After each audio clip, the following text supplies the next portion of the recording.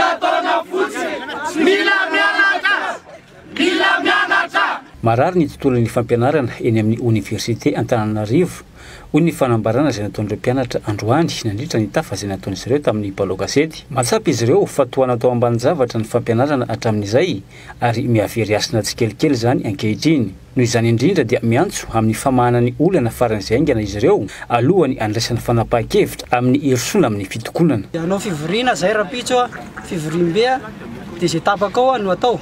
Mety hoe fara amina fitokonana zany rapitso ety amin'ny Université Antananarivo satria lany vaty izay mpianatra. Efa fotoana lava be zay ny somary nandevitra izahay. Natao hoe nandevitra satria izy somary tady afangaron'olona resaka politika loatra le izy. Dia amin'izao ny andro izay hovahana ve le olana. Nefany mbola tsy voavaha hatramin'izao le olana. Kanefa zay mahatsikaritra hoe tsy mianatra aty ngamba ny zanaka izy ireo matoa tsy vahana le olana aty. Kanefa samy malagasy zao ihany samy mba tompona andraikitra ho an'ilay firenena na zay mpianatra ary tompona andraikitra ho an'ilay firenena aty.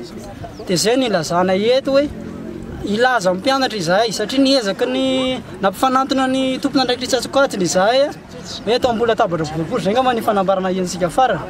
Ny valiny dia tsy nety ny fanantona izy ireo niaraka tamin'ny teo aminay mpianatra.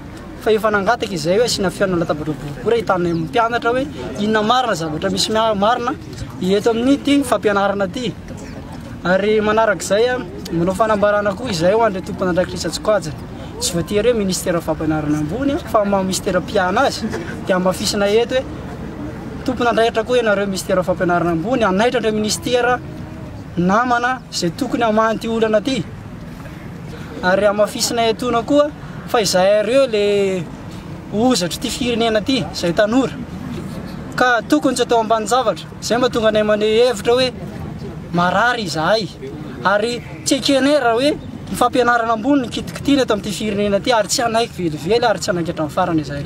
Na dia efa nisy aza ny antsoantso izay nataon'ireto mpianatra ireto ny amin'ny isiny fifanantonana eo amin'ireo samy tompona andraikitra voakasika amin'izany mba ahafahana mijery ny vahaolana dia nilaza ireto mpianatra ireto fa tsy hita izay tena marina ary toa veran-javona fotsiny ihany izany. Ia, dia ekena fa nisy ny fionana teo amin'ny CSS ary nisy fionana teo amin'ny Mesipresse fa samy manana ny teniny olazainy daholo avokoa izy ireo. Hafa ny CSS, hafa ny Mesipresse.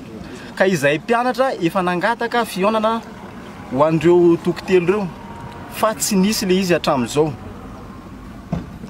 Ary manarak'izay dia mangataka zahay ho an'ny fitondram-panjakana maefa na iza ho lany eo na iza ho avereny tompoko ny asin'ny université fa very lanja izy tompoko amin'izao vanim-potoana iainantsika zao. Angatana ireto mpianatra ireto ihany koa ny amin'ny tanany taom-pianarana araka ny tokony ho izy fa tsy atao entsikentsika satria tsy haka diplôma fotsiny ny tanjon'ny mpianatra fa mba ho mpianatra mahazo fahalalana no sady mahay ihany koa.